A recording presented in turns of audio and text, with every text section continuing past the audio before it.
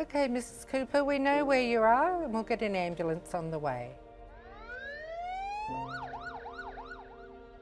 I've been with INS LifeGuard for 10 years. I was on a night shift and the call came through at 4 a.m. and the wife, Heather, activated the alarm for her husband. Her husband was unresponsive and required immediate assistance. I can give CPR instructions effectively and all-round support for the outcome. So I prioritise the patient's needs by conferring with the wife on what to do until the ambulance arrived.